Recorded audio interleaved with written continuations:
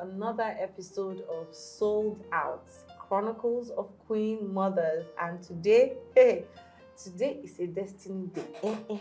Today is a destiny day. I'm so excited. I don't know if you can tell. I have my personal mama in the house today, and she's somebody very special to me. She's actually the first pastor's wife I told about this vision, and from day one, she said, "Amma Soro." So I'm expecting today that Mama Soro. But I'd like her to introduce herself. Without further ado, can you welcome my mama? Thank you very much for welcoming me. I am Olarewaju Akinrombi, the wife to Wale Adewale Akinrombi. All right, so I have a few questions I'm going to be asking you today, and I'd like you to share from your personal experience so that you can inspire pastors' wives watching us. So, can you tell us how long have you been married, and can you give us the gist of how you are currently married to the lead pastor of the Father's house? Well, I've been married for over 20 years, over 2 decades, and it's been a journey. It's been a journey, and our meeting was very funny. A whole lot of gist on that. But if you are willing to listen, I'm willing to share. Well.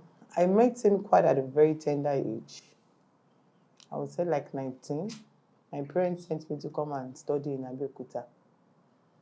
But I went to a church on Sunday morning, and well, I guess it wasn't around the first time I went to the church, but the second Sunday, yes, it was around.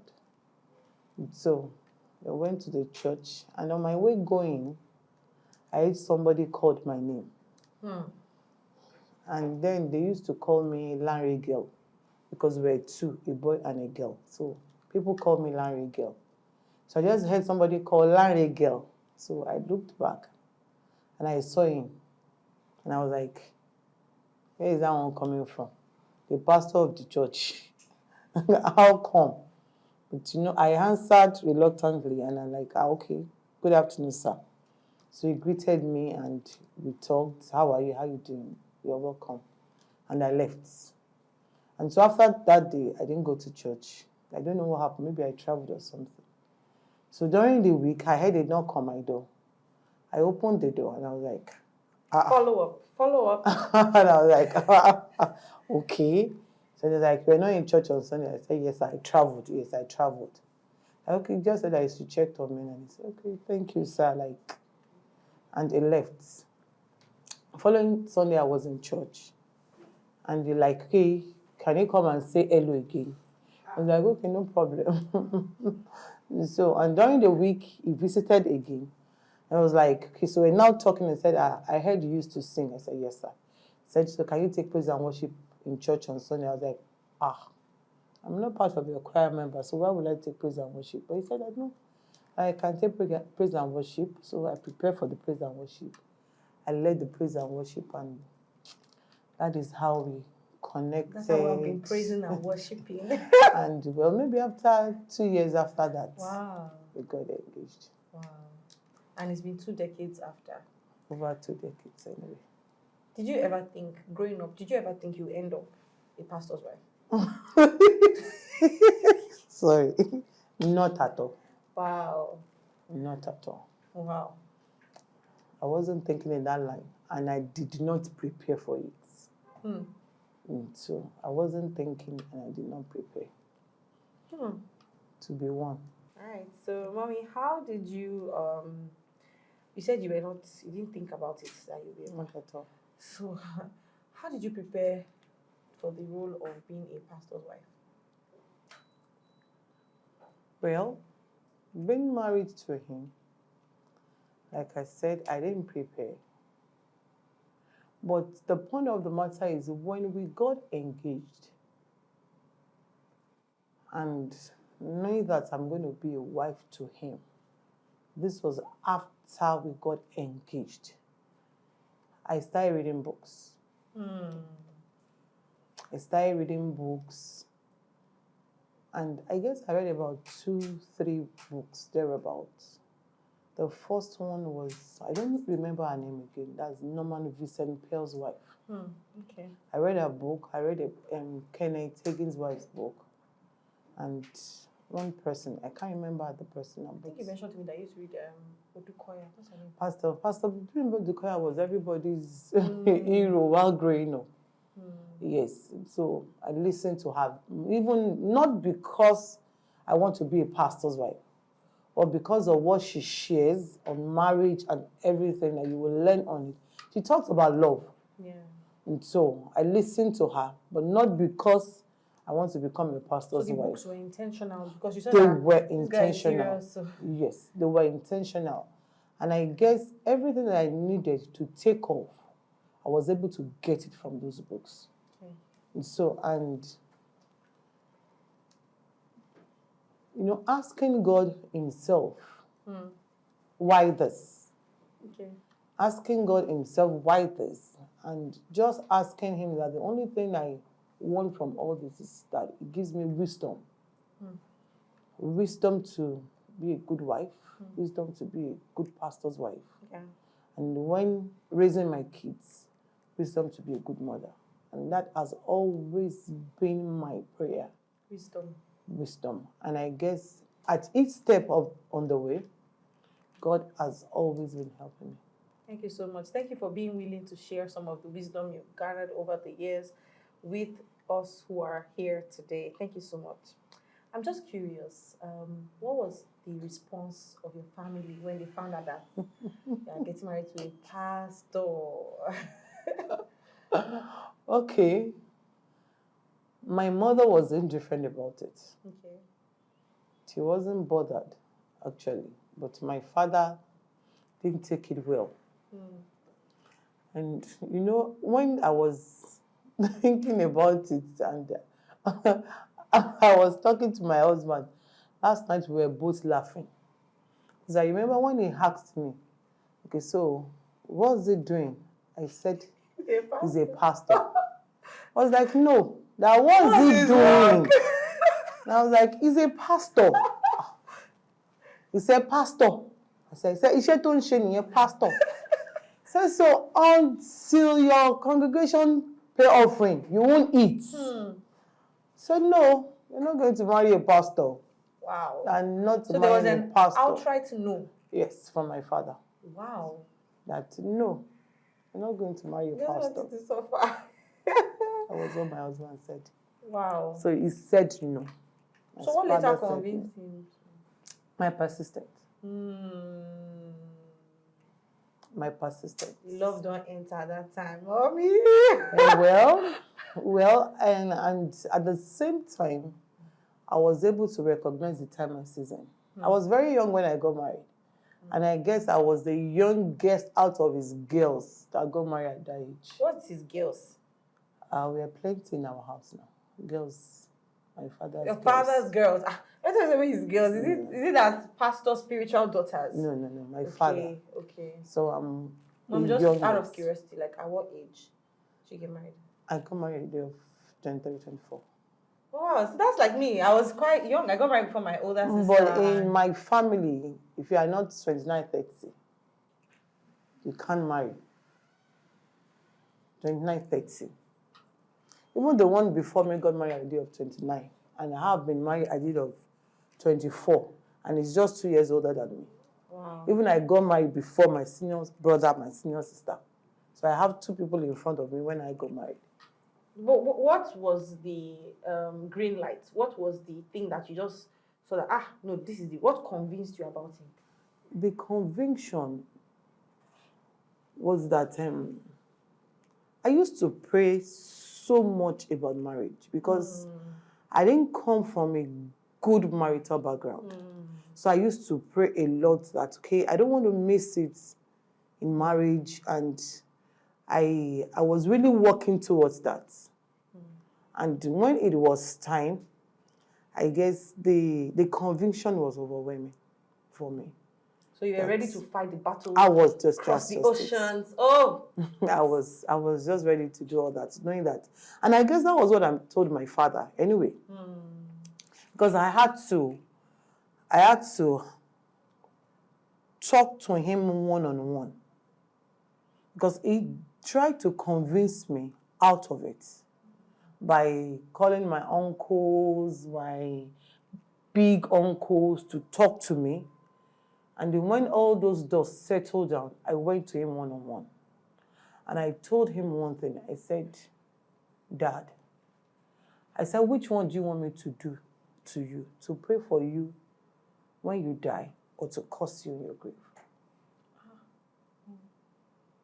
I said, because if I should miss it maritally, it will be on you.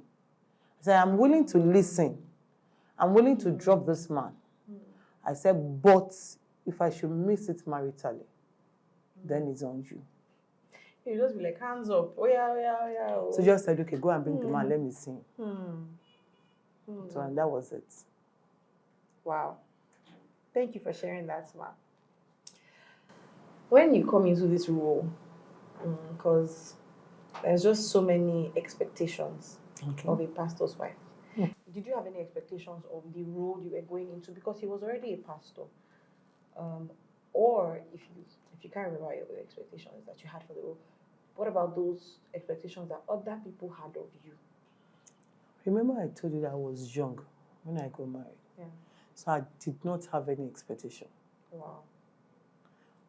I went in with God and love, sincerely. I wasn't thinking naturally. I'm not somebody that lives on anybody's expectation. Naturally. I don't want to know what you expect of me. Why should you expect something from me? I don't live on natural. As a young girl, I don't live on people's expectation. So it didn't really affect you when you got into the office? Even up to now, nobody's expectation affects me. I expect something from myself. I live up to my expectation, and I'm good with it. Wow. All right. All right. Thank you so much, Ma, for that. The job of a pastor is arguably the most difficult and challenging job there is. It requires a lot of sacrifices of time, money, and attention, and this might impact family life greatly. Can you share a memorable experience of how God supplied a dire need in the home? Well,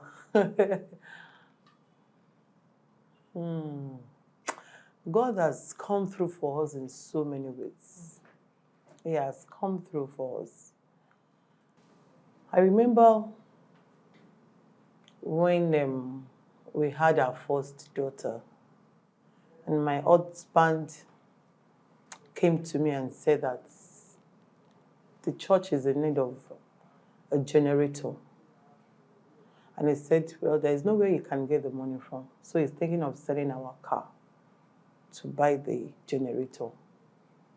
I said, okay, you can go ahead. We don't have any objection towards that. And he went ahead to do that. And he asked me a question. He said, we are going to be trekking. I said, I'm okay with that. And knowing that the distance of our house to the church is quite much, he said, I'm okay with anything. He said, you should go ahead. And he went ahead. And 6 months down the line, Wow. God gave us something better than what he sold. So Wow. So God does come through for us. it comes through in so many ways. And the bigger than our expectation, when we give one, it returns in multiple fold. Wow. So I'm not always afraid to let go. So that means your advice to pastors' wives would be just let it go. Let it go. It'll It's come not back. ours in the first place. Not ours. Wow. Thank you, Mommy. Thank you so much. The next question here, it says, do you engage in other work besides ministry, even though God truly supplies all our needs? What inspired you to go into your current line of work? All right. Yes, I have what I am doing apart from the ministry. And because initially I was in planning ministry. So I have my own plan, actually, what I would love to do. And in trying to pursue that, I guess God changed my own line of work. And that is to running of school. I didn't have plan on running the school too, actually. So I didn't prepare for it too. In fact, God was giving me things that I did not even prepare for. But I found myself running a school. And I didn't go into it all because I want money. But I guess that is what God has called me into. Because that's a ministry on its So own. in running the school, for me, is a ministry. And not because I was hungry, needed something to do, or was thinking, no. God called me into it. And I started with crutch, and little by little, it's bloomed into a school, and I find myself doing it. This is a side question. It wasn't on my list. I'm just curious. How do you deal with this idea of it's a church school and members should be able to go there for free? Okay. Do you have anybody I am thinking not that? running a church school. So it's not under the church. Okay. It's my own personal thing. But do you still have people who expect that you should understand if they can't pay the school fees of the child, or how do you deal with that? Well, maybe because my school is not around the church. It's not around people that attend the church. So I did not face that. So, and actually, I don't think I have, maybe just one of my church member that is attending the school. So I don't have any church member like that. And you even like it like that, right? Something like that. Okay, thank you so much, Mommy. Nowadays, a lot of people who hop from church to church. You're in this church for 5 years. After 5 years, you go to another church. Sometimes when you ask them what's happened, they'll say, church hurts me. Church hurts me. Church hurts. Church hurt refers to emotional and psychological pain experienced by individuals as a result of negative experiences within a church community. Some people only believe that church hurt is reserved for members, not pastors and their wives. I want you to tell us your experience with church hurt, even if it wasn't like you directly, but a negative experience and how you handled it. Church hurts.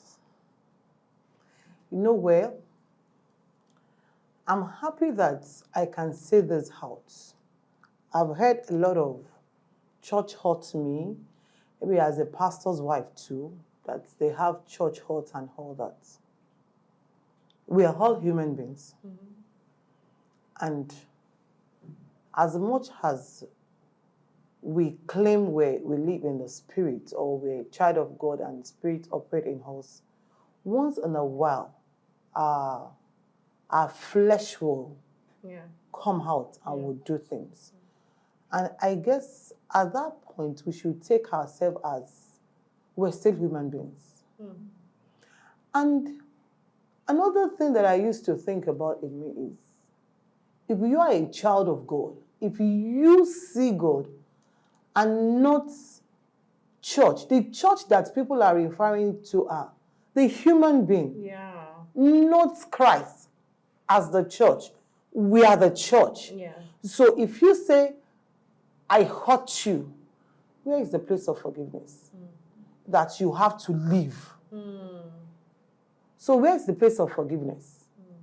And well, now coming personally, like I said, I used to give people long rope. So even before you offend me, I'd already forgiven. So when you come around and you, okay, let me share this personal and close experience. I have people living with me, but I hardly allow so many people to come around my children. But this particular person, well, she's part of people that come around my children to help out. But she did something that when she's part of people that plot those school and all that. So when I heard, I was like, okay, she's just being human that she is. Wow. That's how you dealt with it. She's just been the young girl that she is. And so when she came up to apologize, I made her to know that you did not offend me. You are just being you. That is just you. But now that that you've realized what you've done, Change. that's just it. And today she's in a better place. She's good. She's fine. And we relate well. In your relating well, would you still give them that access they had Definitely. to the children? Definitely. How are you sure that she has changed? She has. You can tell. Because even the years contribute to our transformation. Yeah. Time. So, I will. We are on good terms. She calls, she talks to me. Even when she's in their need of advice, she still put a call through. We talk, I advise her. We've all moved on. But I think that's dependent on that person, though. If she still wants to relate. Exactly. Is what I'm going to say, yes. Well. Because the person can say, I've changed and whatnot, and then they are the ones who don't want to continue. Yeah, well, that's it. But left for me, I've cleared her. So, some time ago, because I know you personally, there was some kind of incident where in your house of a lot of people, I don't want to say the number of people who were living with you at the time, like you had mentioned earlier, there was some conspiration. And how did you deal with that hurt? Or how did you help Daddy deal with that hurt? So initially, I wasn't part of the whole thing. I wasn't carried along. When all those things happened, I didn't know about it until the final thing. But did you suspect? Did you suspect that these people, they're not who they are saying they are? That's just it. Because like I said, we are still human beings. And so when all those things happened, I was like, well, I guess it's time for everybody to move on. And well, I see that thing as another way of God answering prayers. I see that as another way of God answering prayers in the sense that, okay, it's time for you to go this way. It's time for them to go this way. Yeah. There are some things that we do as pastors now, because we're talking as pastors' wives now, and even as a pastor. There are some things that we do that sometimes God did not send us. But you just want to do it because you want to and satisfy your conscience and think, okay, I'm working for God. No. So I see that as an answer to somebody's prayer. That's why I said that it did not shock me. Okay, all right. So, Mommy, there's this. Okay, so let me ask about, because you said school is ministry and you have experienced your own fair share of disappointment when it comes to like staff, people working with you, or like vendors, or how do you deal with that? Like when somebody just ups and leaves, no notice, no, just how. At the beginning, I know now you're an OG now, like it's nothing to. Okay, initially, I used to feel that. I used to feel pained that, oh, this person is leaving. Will I be able to get somebody as good as this person? Okay, I'm going to start all over again, the search and all that. And sometimes you even try to convince them to see that, okay, is the money thing? Okay, should I increase? Should I do all these things? Until a particular time I was trying to do that. And I guess God said to me, do you even think about all these things that you do? Why don't you see some of these things? People leaving you, people coming as answer to your prayer. That sometimes we'll pray and we don't know what we are praying for. And that is when we'll speak in an unknown tongue. So when all these things happen, we should see it as all things are working together for my good. Yes, ma'am. So when you come and you say that you want to leave, all I need to do is just to make you feel good that, okay, if you want to come back, you're fine. And if it is bye-bye, you can still relate with me. I'm still open. We can be friends. We can call. We can. So I just leave it on that. And everybody will move on.